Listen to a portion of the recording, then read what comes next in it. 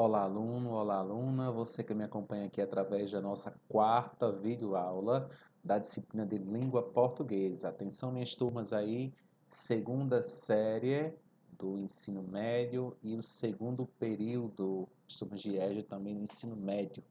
Estamos aqui nós para mais um conteúdo e hoje nós vamos dar continuidade ao conteúdo da aula passada, onde nós iniciamos o estudo sobre o romantismo no Brasil. Convém destacar aqui a cada um de vocês que nós trabalhamos o princípio da divisão das escolas, né, das gerações do romantismo. Na poesia, nós vimos a primeira geração, que foi a geração dedicada àqueles escritores que trabalharam temas voltados para o nacionalismo, para o culto à natureza, para o indianismo. Posteriormente, nós vimos a segunda geração, a geração marcada, né, por aqueles autores que trabalharam o amor de uma forma muito exacerbada, né, muito exagerada, muito sentimental, desejando muitas vezes a morte por um amor não correspondido.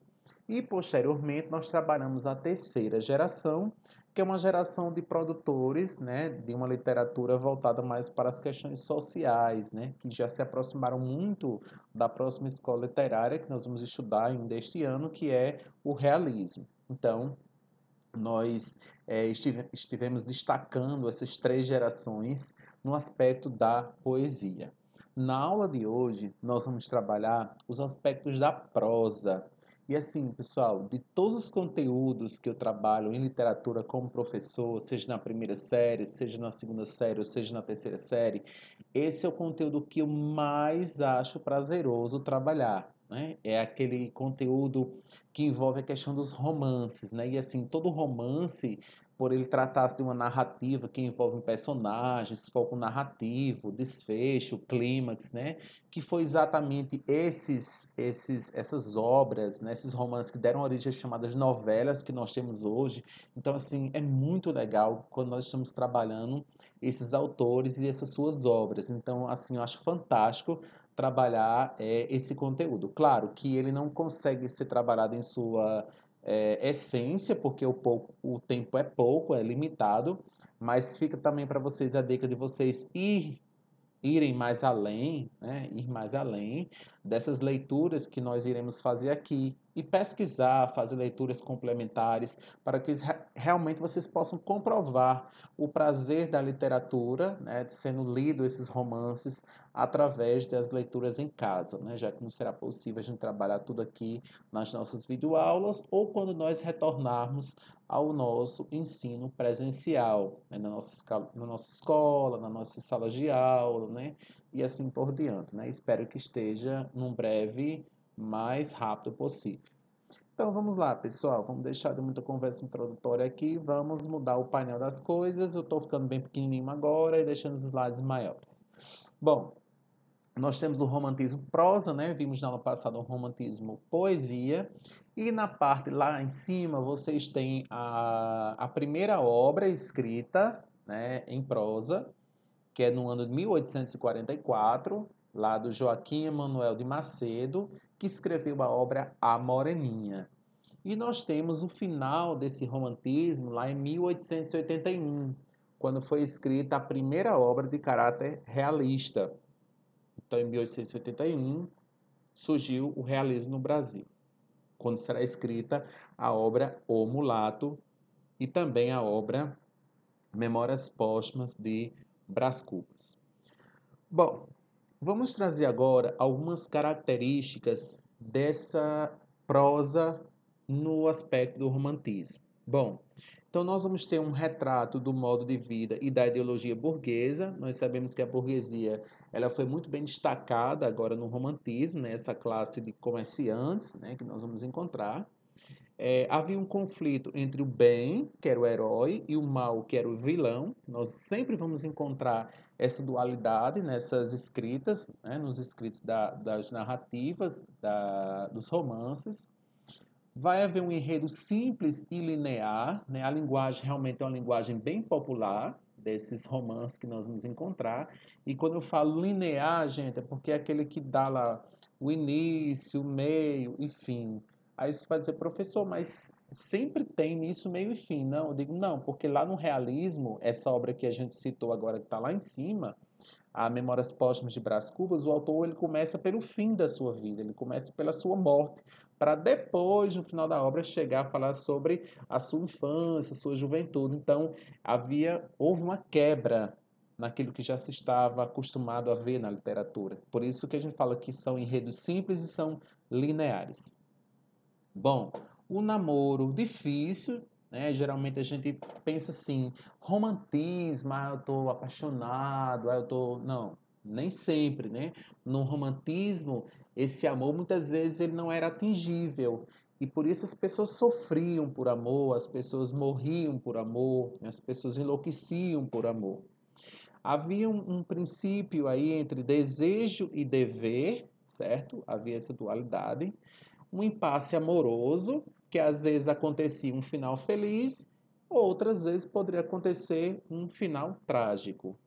Os personagens, eles eram planos e idealizados, certo? E a estrutura era uma estrutura folhetinesca. O que é isso, gente? Uma estrutura de folhetins. O que era isso? Eram geralmente produções que aconteciam no final, né, dos jornais, de revistas, a parte um pouco de baixo era reservada para essas produções que aconteciam diariamente. E aquilo que eu disse para vocês lá no início, né, que deu origem às novelas, é a mesma coisa que nós temos hoje. Né? As novelas elas possuem uma produção diária e quando está chegando naquele momento bem importante, para-se, né? Então, assim, geralmente eles fazem essas divisões em capítulos, né? Para deixar o leitor motivado a todos os dias comprar aquele jornal, comprar aquelas revistas para poderem fazer as suas leituras. Do lado direito da tela, vocês conseguem perceber uma mulher, a leitora. E eu comentei em aula passada que as mulheres foram o grande público dessas produções literárias. E aí depois elas começaram a sonhar demais, a imaginar demais, pensar em amores, romances, e aí de repente elas foram cortadas, né, dessa literatura, né? Os maridos começaram a ficar preocupados porque elas estavam enchendo as cabeças de minhocas, né, digamos assim. Bom, havia um comportamento previsível, né? Realmente a gente sabia mais ou menos o que ia acontecer dentro dessas obras, né? Por suas características já de serem simples e lineares. O tempo era cronológico, né? Marcado pela questão dos dias, horas, anos, né? Havia essa marca temporal em suas produções. Uma descrição e exaltação da vida burguesa, até porque a burguesia foi uma classe privilegiada nesse período, do século XIX. Havia o uso do flashback, ou seja, sempre nas obras havia um retorno ao passado. Nós vamos encontrar isso lá na Moreninha. Isso é uma grande marca da produção do flashback, onde vai ser lá no finalzinho retomado o momento em que aqueles dois apaixonados se conheceram quando eram crianças através de uma lembrança que foi dada de um para o outro. E uma narrativa rápida, né? Ou seja, um romance de ação. Bem mais à frente, nós vamos encontrar a tipologia do romance. Da mesma forma que houve uma divisão entre primeira geração, segunda geração, terceira geração na poesia, os romances foram divididos de acordo com seus temas, né? Então vamos lá. O romance urbano havia uma descrição dos costumes burgueses e um forte caráter sentimental. Então os romances urbanos predominavam a partir desses temas aí. Bom, pessoal, quase que eu abri a boca, né? Acabei abrindo, não tinha como, não posso parar a gravação.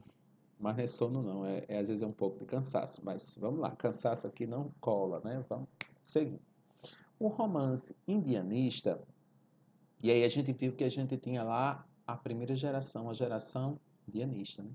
O índio como símbolo de nacionalidade, nós vimos lá, né, que o índio tinha que ser o representante da nação, porque o negro não poderia ser, ele era africano, ele veio para o Brasil para ser escravo. O português não poderia ser, ele era branco, ele era de Portugal, não era do Brasil. Então o índio é o símbolo do Brasil, né, da nacionalidade. Ele é esse bom selvagem, já havia uma mudança de característica do índio, né? A miscigenação com o branco ele já está misturado, né? Tanto que a gente vai ver isso lá na Iracema. A Iracema ela vai ter um filho com um branco, né? etc. A valorização dos mitos, tradições e lendas e retorno ao passado histórico. Esses são os temas do romance indianista. No romance histórico, a temática de fato histórico paralelo à trama. Geralmente eu vou ter, né, um fato realmente histórico, que pertence à história do Brasil, misturado com uma trama. O romance regionalista, eu vou ter a abordagem do sertanejo e seus costumes, ou seja, o homem do interior, né? E a descrição das paisagens interiorana. Vejam aí, gente, há uma oposição entre o romance urbano, que ele está ligado ao centro, aos centros urbanos, né, as grandes cidades, e o romance regionalista, aquele romance mais das cidades do interior, né, mais afastado dos centros urbanos, das capitais. Então, vamos começar lá pelo romance urbano, onde eu vou ter a descrição dos costumes burgueses e um forte caráter sentimental. Bom, vejamos aí nas características do principal representante deste período, que é o Joaquim Manuel de Macedo. Ele que tem aí a sua cronologia de 1820 até 1882, né, de nascimento e morte. Quais são as características da obra do Joaquim Manuel de Macedo? Bom, ele possuía narrativas urbanas, né, ele escreveu sobre essa temática urbana. A estrutura dele também era de folhetim, os cenários identificáveis pelos leitores, né? Ele deixava um cenário realmente bem simples de ser identificado em suas obras, e ele tinha nas suas obras a produção de uma visão superficial de certos hábitos da classe média carioca, né? Ele, por ser um autor do Rio de Janeiro, então ele realmente tem uma visão bem superficial de alguns hábitos, e ele vai colocar isso dentro das suas obras. Bom, qual é a importância dessa obra muito lida por milhares, milhões de brasileiros e até em outros países? Essa obra fez grande sucesso, chamada A Moreninha. Bom, vai haver um destaque, né, um despertar no público o gosto pelo romance ambientado no Brasil. Então a gente tem um relato sentimental nessa obra, que é escrita em 1844, da ligação entre dois jovens que estão presos a uma promessa da infância, né? Uma promessa que foi feita quando eles eram ainda bem crianças, em uma certa praia, e aí depois eles vão se reencontrar e vai haver essa retomada, ou seja, esse flashback, para eles realmente entenderem que eram eles que estavam ali, relembrando aquele passado, aquela promessa que eles iriam se casar. Então, essa produção é uma produção assim muito legal, gente. A gente lê e eu vou deixar como sugestão para vocês, se vocês não quiserem ler, mas vocês vão assistir o filme que é baseado na obra. Muitas vezes eu não, eu como professor não posso assim, pessoal, assistam o filme que ele reproduz exatamente a obra. Não, muito pelo contrário. Há cortes, muitas vezes os autores mudam, né, na produção do filme algumas coisas. Então, assim, é importante a leitura, né, porque a gente se apropria dos conceitos, identifica as características, foco narrativo, enredo. Mas, assim, se você não vai ler, pelo menos assista para entender a essência da obra, né, da Moreninha. É porque, assim, nós não vamos estudar a obra em toda, mas eu vou trazer alguns trechos como atividade para que vocês possam fazer as leituras e responder as questões relacionadas ao aprofundamento da obra do Joaquim Manuel de Macedo, que é a Moreninha. A gente não pode parar, terminar esse bimestre sem estudarmos essas obras todas que nós vamos passar por aqui ao longo desta videoaula ainda, pessoal. Então fica aí a dica da Moreninha.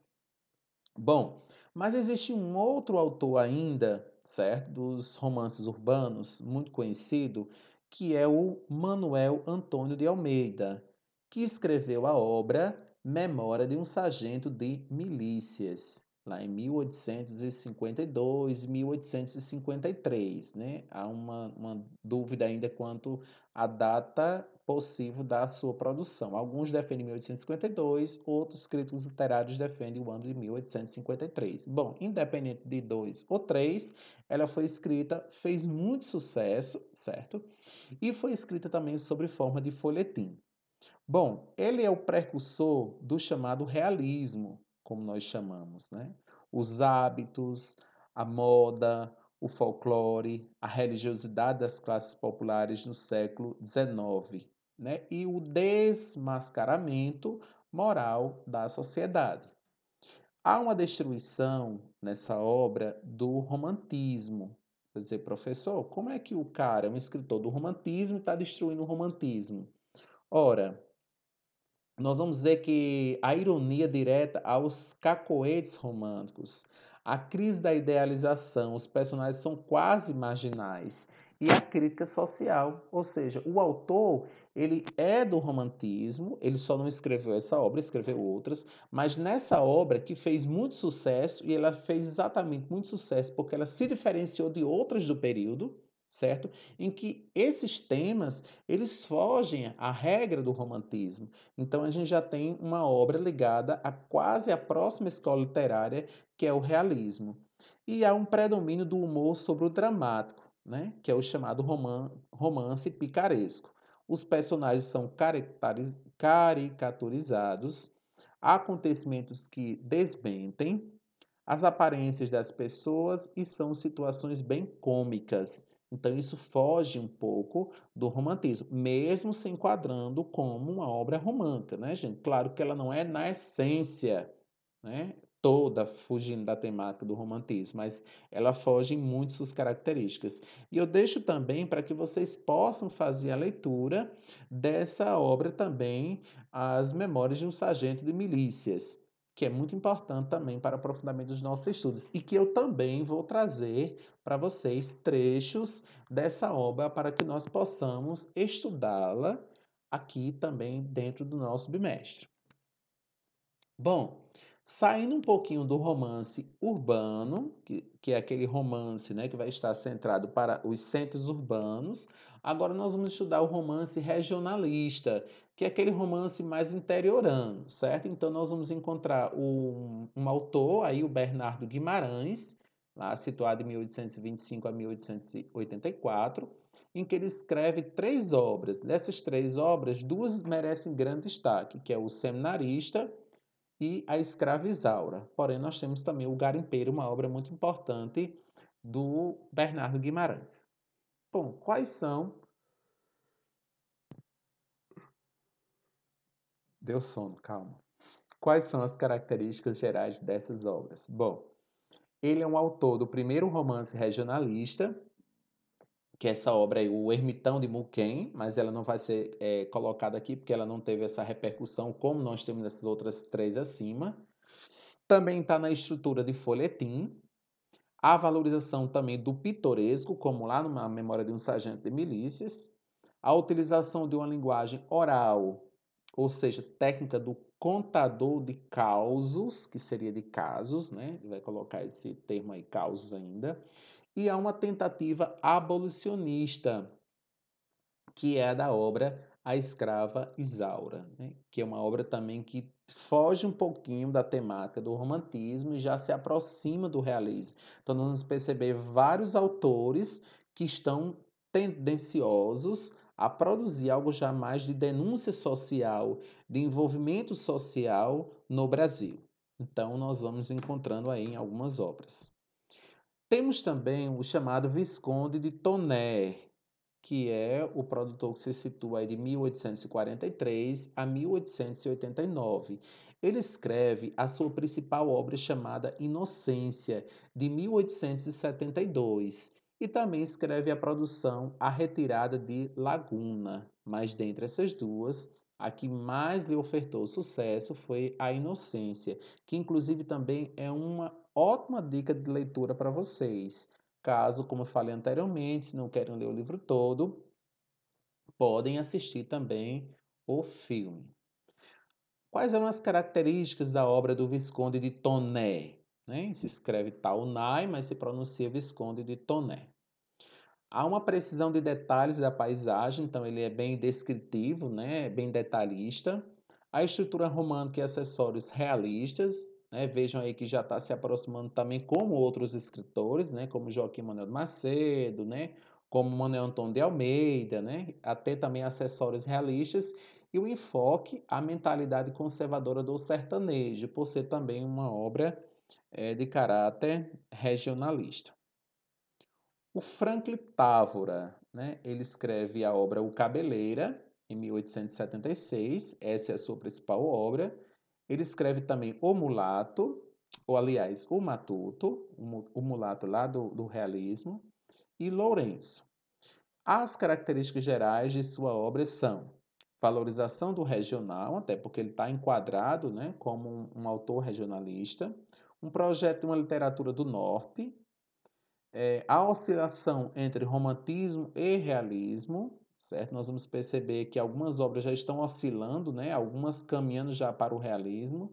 O enfoque é o banditismo social, lá na obra O Cabeleira, e usou o pseudônimo Seprônio em cartas a Cincinato, em que critica José de Alencar. O pseudônimo, gente, é um nome falso, né? É um nome fictício que ele cria, né? Para criticar o José de Alencar, que é um autor romântico, né? Um colega de produção. Bom, e aí a gente chega ao cara que é o cara, pessoal, o José de Alencar. Quem é esse homem que escreveu de tudo que se possa imaginar? O José de Alencar ele escreveu poesia, escreveu prosa de caráter regionalista, indianista, histórico, né? Então, assim, ele foi aquele escritor top dos tops, né? Como a gente pode chamar. Então, ele é o patriarca da literatura brasileira, né? Ele é aquele cânone da literatura, é aquele exponencial da literatura. Então, falar de José de Alencar é falar da essência da literatura brasileira no século XIX. Então, o José Martiniano de Alencar nasceu em Macejana, no Ceará, em 1829. Ele foi político, ele foi jornalista, foi teatrólogo, foi crítico, foi poeta e, sobretudo, romancista. Filho de ex-padre e influente político. A família se muda para o Rio de Janeiro em 1838, onde lá ele fez direito, lá em São Paulo e Pernambuco, e na década de 1850 dedicou-se ao desenvolvimento do teatro nacional. Então, aí é só um marco situacional do José de Alencar. Bom, em 1860, com a morte do pai, resolveu ingressar na carreira política, onde foi deputado e foi ministro da Justiça. Ele era conservador, né, principalmente na questão escravagista. A sua carreira literária, pontuada por crítica e polêmicas pelo Gonçalves de Magalhães e o Frank Távora, que nós acabamos de ver, né, onde o próprio Frank Távora cria um pseudônimo para poder criticar o José de Alencar, e ele defendeu a adoção de uma língua brasileira em nossa literatura, ou seja, que nós não falássemos o português, mas nós tivéssemos uma literatura própria, com uma língua do Brasil, a língua tupi, né? A língua dos índios. Bom, ele consolidou a prosa romântica, retratando o brasileiro em seus mais diversos ambientes e contextos. Ele escreveu prosas de caráter indianista, regionalista, urbano, histórico, ou seja, nenhum outro escritor conseguiu escrever de todos os tipos de romance. O diferencial do José de Alencar, pessoal, é porque eu vou ver lá. O Manuel Antônio de Almeida, ele escreveu uma obra de caráter regionalista. Mas ele não escreveu indianista, ele não escreveu urbano, ele não escreveu histórico, ele só escreveu regionalista. Ah, se eu pego outros autores, eles escreveram somente de caráter urbano, mas José de Alencar não, ele escreveu nas quatro tendências. Ou seja, ele foi o expoente da literatura.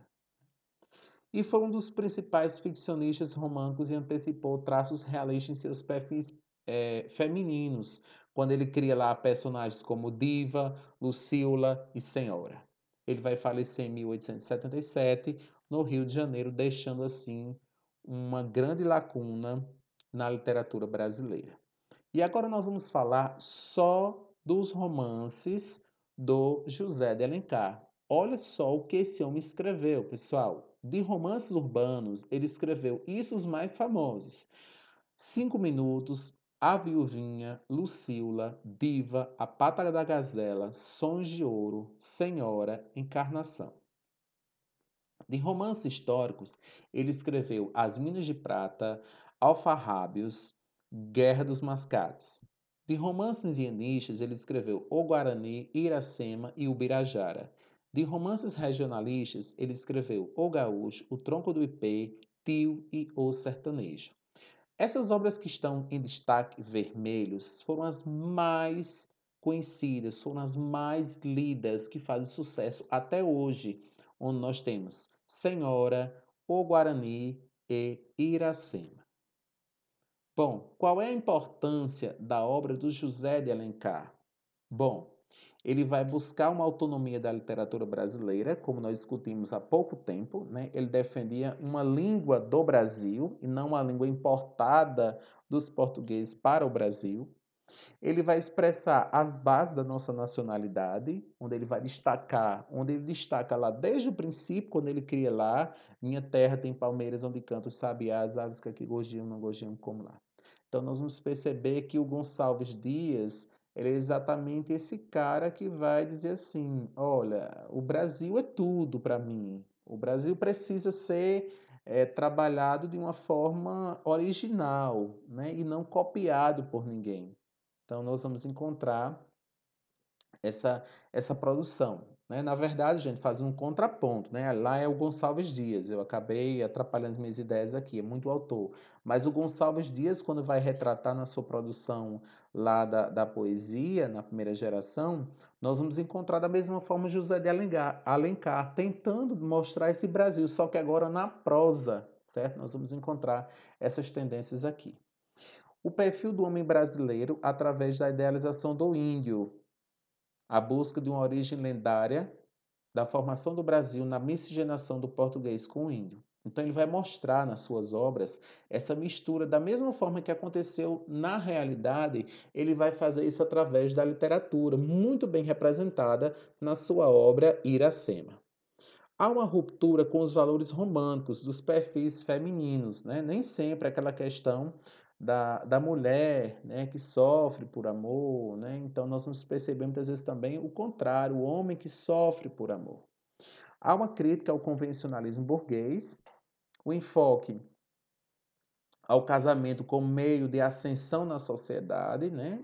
Muitas vezes a pessoa para crescer na vida ela tem que, na verdade, casar com alguém superior, né? Para poder ter meios, ter bens, aquela coisa toda.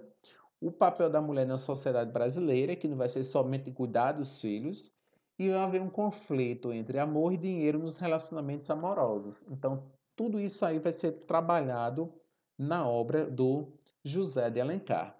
Então, pessoal, nós vamos perceber que na nossa próxima aula nós vamos trabalhar muito as obras do José de Alencar com enfoque, né, para cada temática. Né? O José de Alencar trabalhando o indianismo, o José de Alencar trabalhando o romance regionalista, o romance urbano, o romance histórico. Né? Então, fica para vocês aqui, né, uma sugestão de leitura, certo? Das obras Iracema. Nós vamos trabalhar também aqui, dentre essas obras aqui, eu vou pedir para vocês destacarem Iracema, O Guarani e Senhora, do José de Alencar, certo? Para que nós possamos pegar trechos dessas três obras e trabalharmos a interpretação nas nossas próximas aulas. Então, não esqueçam, né? Ficam as duas opções. Ou vocês pegam, baixam o livro para fazer leitura, que está disponível em PDF, se você buscar lá no Google você vai encontrar, ou você pode assistir também pelo YouTube o filme que vai retratar também essas três obras do José de Alencar. Então, na nossa aula de hoje, nós trabalhamos exatamente, né, as tendências da prosa no romantismo no Brasil, que vai iniciar lá com a primeira produção, que é a Moreninha, do Joaquim Manuel de Macedo, e demos um enfoque também para a produção do José de Alencar, né? Que ele vai se destacar dentre todos os outros, porque exatamente ele consegue escrever obras de todas as temáticas, né? As temáticas lá da questão histórica, da questão indianista, da questão urbana, da questão regionalista, certo? E na próxima aula a gente vai dar continuidade a esse nosso estudo inicial aqui sobre a prosa, né? Nós vamos render um pouco mais, porque esse conteúdo, assim como eu falei para vocês, é muito interessante, as leituras são muito, digamos assim, fáceis de entendimento e a gente vai se apaixonar por essas leituras quando a gente realmente começa a desbravar essas questões literárias do romantismo na prosa. Beleza, pessoal? Então, eu desejo para todos uma ótima semana, bons estudos. Então, não esqueçam de rever a nossa videoaula quantas vezes for necessária. Então, não assistam somente uma vez. Não entendeu? Retoma a videoaula ou pega outras aulas complementares no YouTube ou pega textos para você retomar assuntos complementares. Então, isso fica dica para vocês, né? Então, o processo de ensino-aprendizagem ele está sendo intermediado por nós professores, mas você, aluno, tem o livre-arbítrio, a liberdade de buscar conteúdos complementares, né, que também tratam do mesmo tema. Ok, pessoal? Então, fiquem com Deus e até a próxima aula, se Deus quiser.